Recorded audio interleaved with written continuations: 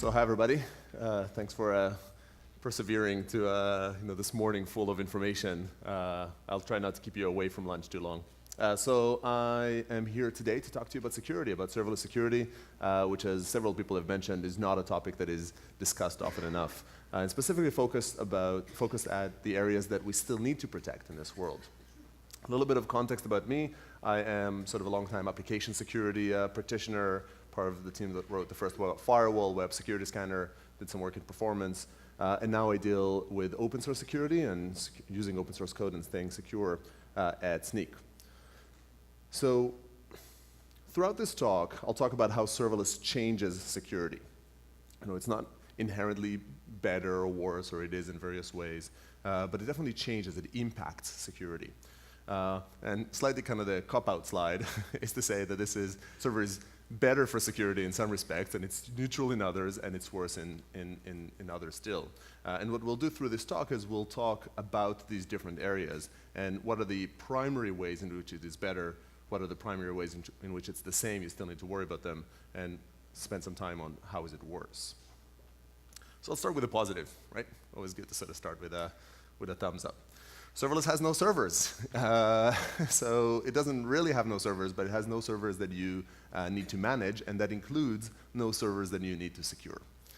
So the first bullet that I have around how is serverless better in security is the fact that you don't need to patch those servers. You don't need to secure those servers. Now this is one thing. It's just sort of one component, one function or action that you don't need to do. But it's a pretty important one. When you look at statistics today, there are various data points that show that the majority of successful exploits in the wild today are not because of some sort of fancy, advanced, persistent threat and sophisticated attacks, but rather a problem with hygiene. Verizon states that most attacks exploit vulnerabilities that have not been patched despite being known for months or even years. Symantec actually thinks that this problem or this trajectory is so bad that by 2020, 99% of the vulnerabilities that are exploited in the wild will have been known for over a year. So it's a management problem. It is not sort of an inherent technical challenge. And when you deal with serverless, that management is not your responsibility. Now, it's still your data that would get stolen, so you still need to care about it. But you care about it by choosing a platform that you trust to do it. And for that platform, it is the operator's core competency. To sort of Charity's point before about what's your core mission, I would say that managing servers for most of you probably isn't, and securing those servers. But for these operators of AWS, of Google, of IBM, of all of these platforms, it is. It's worth noting that this security advantage is not unique to serverless. It actually existed in the platform as a service for a while, in Heroku, in Cloud Foundry, in Google App Engine. So I would say that this advantage is very significant, but it's not entirely new to serverless. Although you could say that in FAS, we rely on the servers a little bit more. In platform as a service, sometimes you still kind of install binaries, you still use them behind the scenes. So there might be a little bit of a hack. So that's improvement number one, right? An area of security you don't need to worry about in serverless. The second area that serverless helps substantially is that of denial of service. So when you think about denial of service, what it basically means is some stream of requests that attackers send to your server. They're trying to find these areas in which a request takes a disproportionate amount of time to process. Maybe it's a regular expression that you can make it process a lot or take a long time to process the input or other means. And they keep your server busy. And because you only have typically a relatively small number of servers running, even on mid-level you might have dozens of servers running, then once the server is down or once it's occupied processing these requests, it's not serving other requests. But in function as a service, in serverless, there are no longer these long-standing servers. In fact, the platforms auto-scale, right? So it's like you're having hundreds and hundreds of these concurrent servers, which is probably more than what most of us operate on a regular basis. So it's harder to take down your capacity because your capacity is much more elastic and it's much broader. So this is a really nice advantage, but it has a few caveats. First of all, the platforms are not really infinitely scalable, right? They still have some scales and those limits, some limits, and those limits are conveyed to you. In AWS, the default is 600 concurrent function executions. Other platforms have their own limitations. These limits would move and you can change them working with the platform, but it's something you need to be aware of. Still, 600 servers, you're probably not running 600 servers when you're not in serverless mode. Second caveat is your bill. So you still need to pay for these executions, and if somebody found a way to make you charge, make you pay disordinate amount of dollars by sending your request, they can do a form of a billing DOS. They can kind of deny your access to your bank account. That's also a problem, but it's a different problem. It's not a security category as far as I'm concerned. I'm moving off. And then I will say that this is limited. So you scale to an extent, but if Anonymous is targeting you with 100 gigabits per second DDoS attack, they're probably still going to take you down. Even then, you have the cloud platform to work with them, but don't be entirely complacent about this problem. The third area that I will highlight of three in the areas where serverless is better for security is maybe a little bit less obvious, and that's the problem of long-lived compromised servers. Now, I don't know how much most of you deal with how attacks actually operate in the real world, but typically attacks are not really this one action that you perform and you got to the treasure. Typically they operate in stages. The attackers try to find a hole that would advance them a step, and then they install some agent in that spot and they would continue on forward. And in fact, even these stages oftentimes go over a series of time. So attackers like to sort of install an agent and then wait, be sort of quiet there, siphon off data out to the side. When you look at the Panama Papers, when you look at the Sony breach, we look at all these Target breach, all these sort of high-profile vulnerability breaches and data leaks, typically they didn't happen overnight. They weren't one action. They were this agent that they installed and then leaked information out. In function as a service, and I'm going to use fast and serverless interchangeably just so I don't say the same word again and again. In function as a service, we are naturally stateless, and therefore we cannot enter a bad state quite as much as we could before. If you compromise the server, then that server would get reset very quickly because it's just for this invocation, give or take. And it means that the attackers need to repeat that attack if they have a hole, and each time they repeat that attack, they risk detection, and at some point you might fix the problem. Now, as I kind of alluded to, there is a caveat here. We're not really stateless, and in Lambda, for instance, many of these platforms, they do reuse the containers, but still, that's a substantial mitigation of this problem. In these two areas of DOS and of the long-lived server, I would say that function as a service is introducing new security improvements that platform as a service did not introduce. Because in PaaS, there still are servers, and you're still kind of aware of them, and they still live for a longer period of time. And the auto-scaling is not quite as natural. It's still related to you. So this is kind of starting off on a good sign, talk about the good things in the areas of patching your servers, in the areas of denial of service, in the areas of long-lived compromised servers. Serverless just naturally takes away certain concerns or mitigates them substantially. So our job is done, right? Attackers are just going to give up and go home because that's typically what they do, right? Right? Wrong. That's not what happens. So for the rest of the talk, let's talk about the areas that we still need to worry about and that we need to deal with. First, let's talk about the areas that are just not solved, so we still need to worry about them, but they're changed a little bit. They're impacted by serverless. I'll talk about 4 things. The first one is permissions. So you still need to worry about permission and authorization. There are various kind of questions in permissions, but I'll say 3 of them. One is who can invoke your function, so who's allowed to perform the action that your function does, right? Be it writing to the database or be it accessing certain data. Who should be allowed to perform this action. The second question you can ask, and many of these are defined in the policies, is who can access the function itself, who can look at this private IP, and maybe more importantly, who can look at the environment variables that come with it and the secrets that they entail. This is, to an extent, a concern around insider threat, but when you talk about a very flexible system, you might have given other third parties access to this component as well. And then the third, and maybe most interesting for security, but least trivial, is if your function was compromised, what can it do? So what are the permissions from your function outwards? What is your function allowed to do in the system? And should it really be allowed to do it? The world of serverless actually allows us, it gives us this opportunity to do very granular, to create very granular policies that can make the answer to this question be very small, but typically they don't. When you talk about these policies, it's easier to do something like this, which just sort of says, hey, I define this policy, it's this policy for my application, it blocks remote desktop because I don't need that, but otherwise, all of my functions share this one policy on what it can do.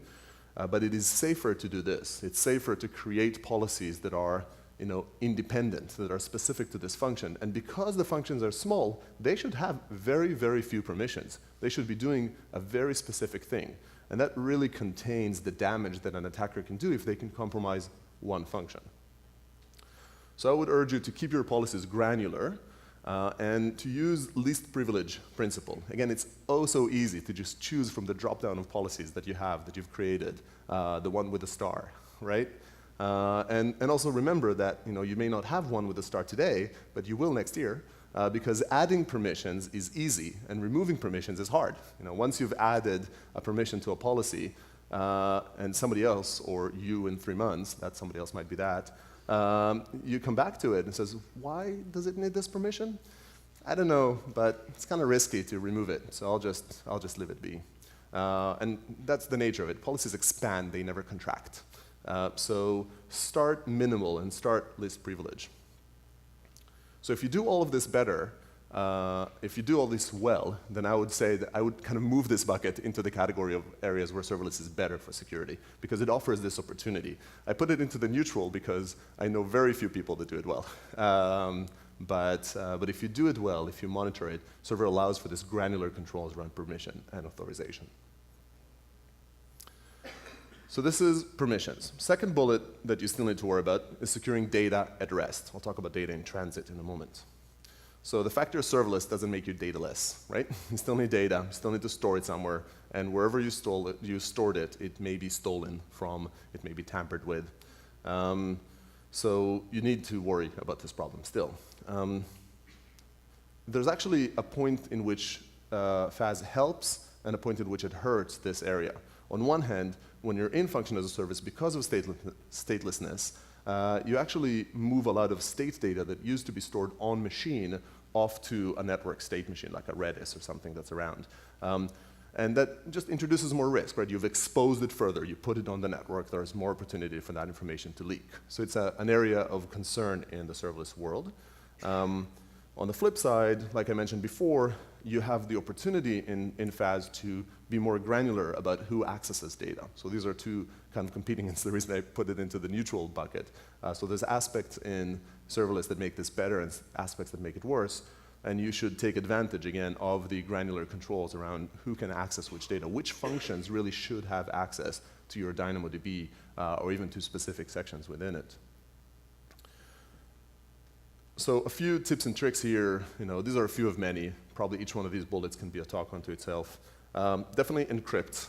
Crypto is your primary kind of friend here. Encrypt all sensitive persistent data, but also encrypt sensitive off-box state data. You want to minimize functions that can access each data store. So again, come back to the permissions. Don't say all of these functions can access this database. Actually control which functions are allowed.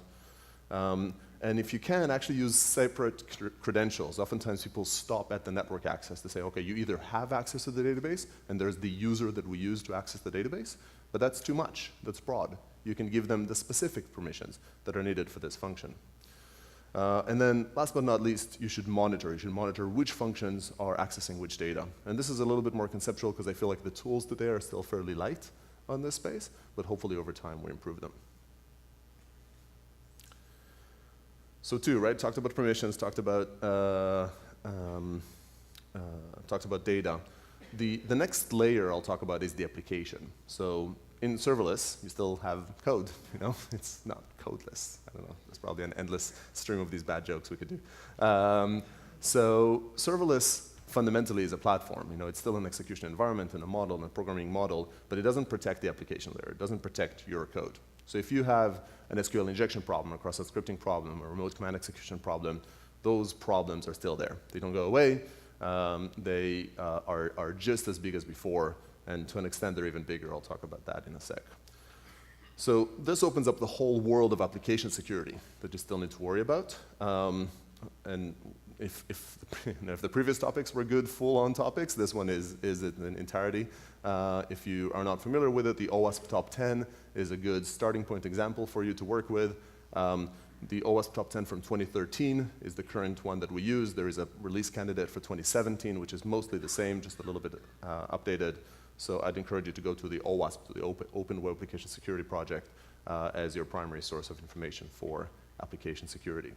A few specific tips that I will share. You want to use black box and white box testing, so dynamic and static AppSec. I named a couple of free tools here, but there are a lot of commercial tools in the space.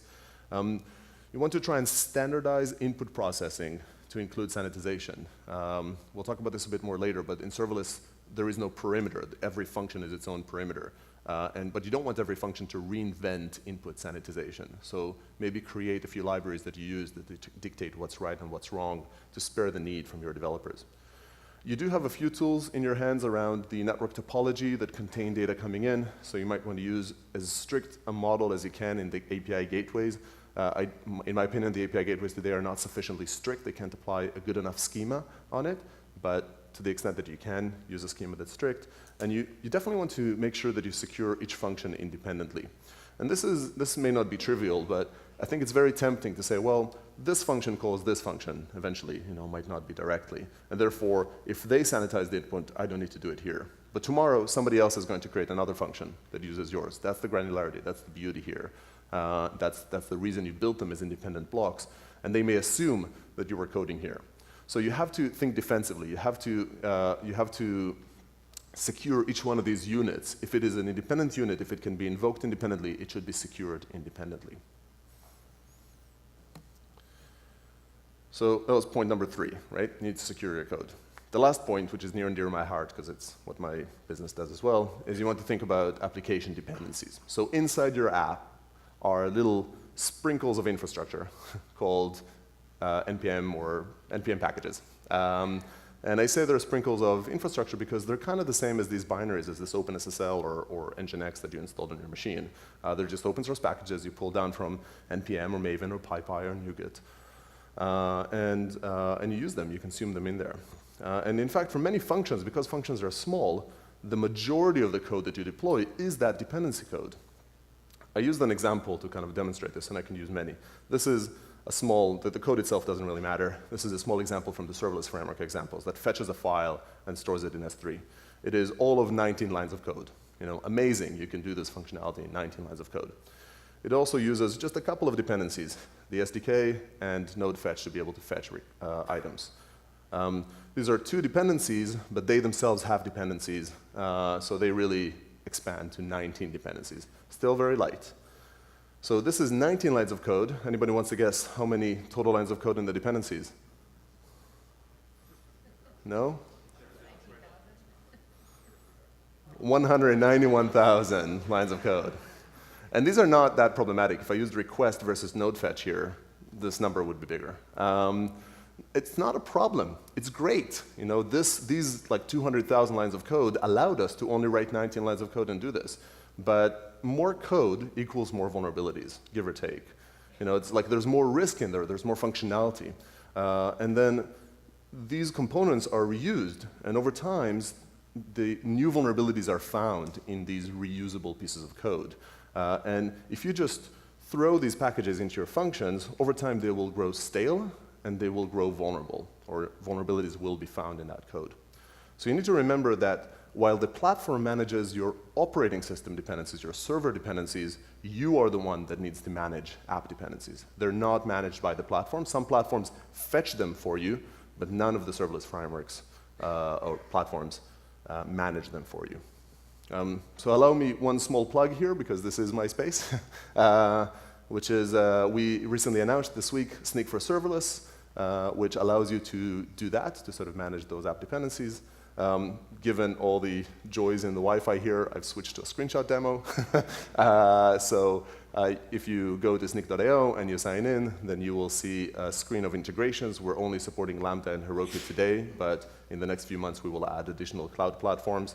If I show, so you can choose the platform you want to connect to.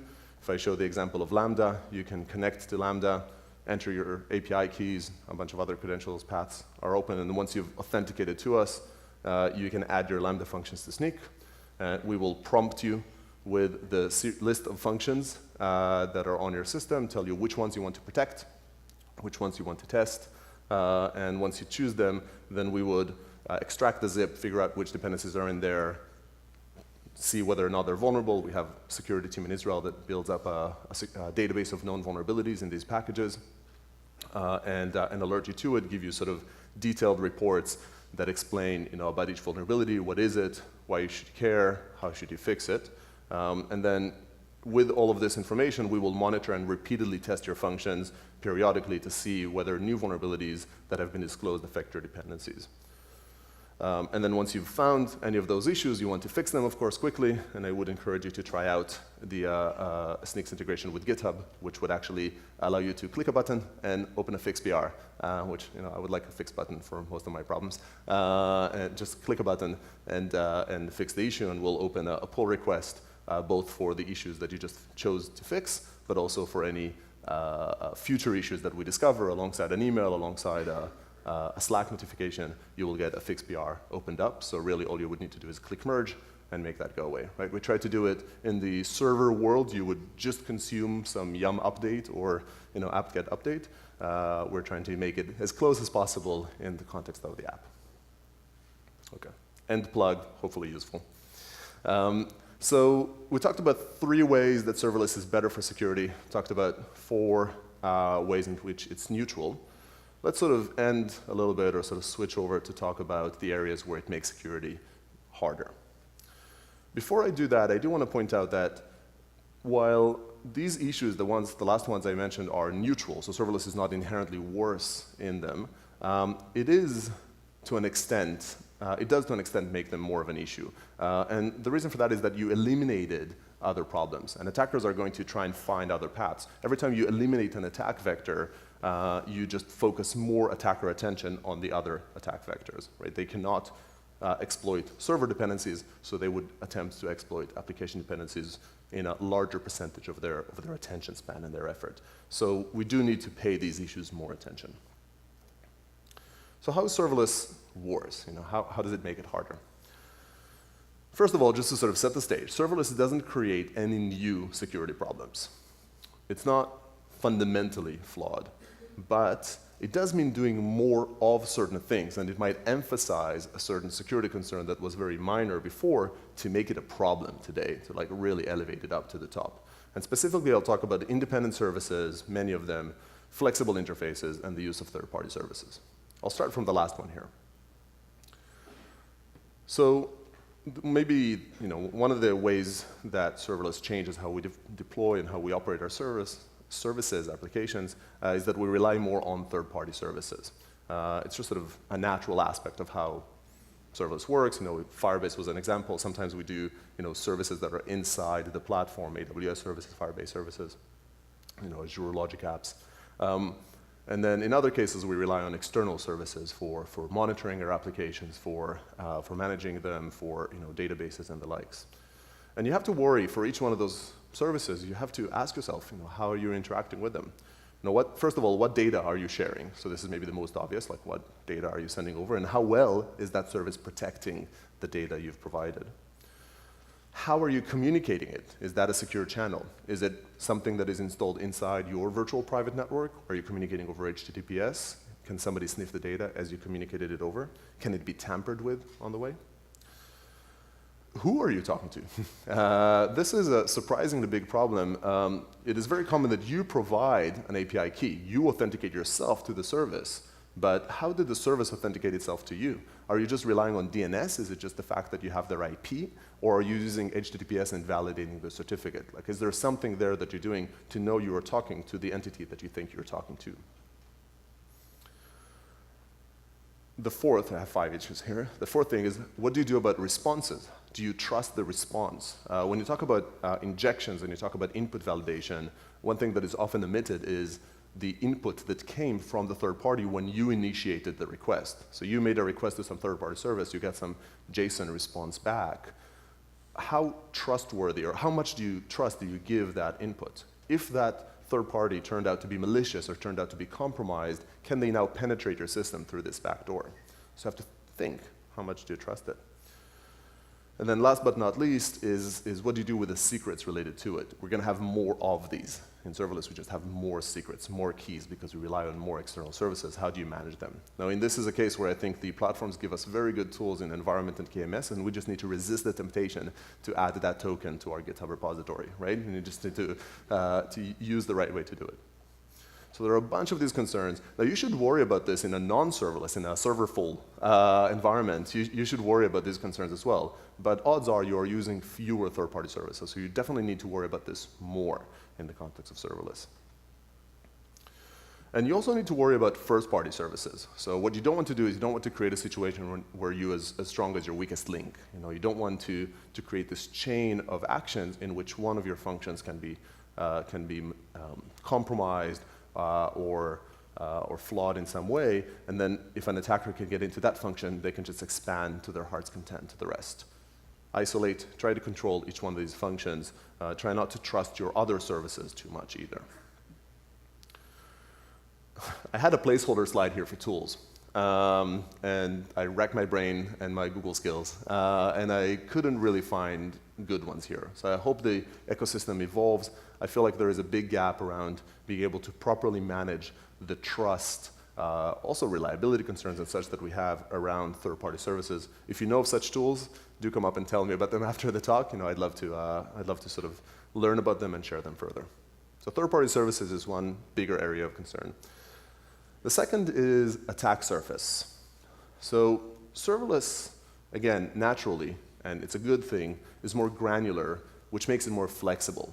And flexibility is great. It means you can do more things that you intended to do easily, right? You just sort of assemble building blocks in a different way. That's what I meant to do with these colors. You just sort of use these boxes in a different way, you combine them, and you can, kind of just pull these together. And flexibility is great because you can do more things you intended to do, but it also means there's more opportunity for an attacker to do things that you did not intend to do. They can sort of manipulate the system. It's more attack surface. There's more flex in the system to try and stretch and get through for attackers. Flexibility equals risk. An attacker, if you have a function that writes to the database and you were flexible in allowing it to provide all sorts of inputs and you would write it into the database versus forcing it to be an integer or a string, or an integer or a date, which is what you really needed, you've afforded more flexibility. You can now write a different function that would use that one and would use it to store strings, but an attacker can do the same. So if they got within reach of it, now they are able to exploit, to make your system do something you did not intend it to do more easily. So that's one aspect of the flexibility. The other aspect of it is this loss of the perimeter. And the perimeter of an application is something that has been kind of badly defined for quite a while now. But one way to think about it is that when you have an application, at least at the application level, you have a bunch of functionality and it's all tied together as this app, and you have a perimeter around it. You have an opportunity, especially like if you think about a typical web application, oftentimes a lot of the first input sanitization happens at the front-end layer. There's a first filter of concerns. It shouldn't be the last one, but it's oftentimes the only one that filters problematic inputs coming in. You don't have that in serverless. You don't have it. Every function is its own perimeter. It comes back to that defense, but also, it's just sort of, oh, sorry. I guess I should have animated to show you don't have it. If I made the investment to put these pretty slides. Each of these functions is its own perimeter. And you need to think about it. You need to build that perimeter both technically and conceptually in your mind. Think about each function as its own independent application from a security perspective.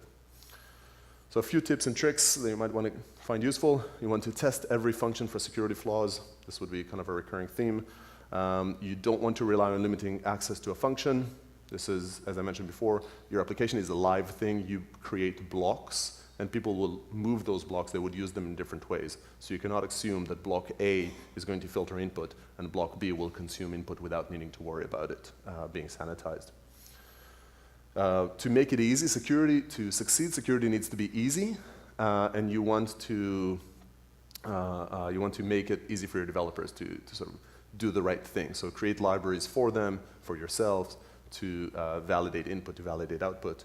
And you want to limit functionality. This is the example that I have before. This may be the most unnatural thing to do here, which is, don't take a function and make it as broad as you possibly can. Make the function do the thing that you need it to do.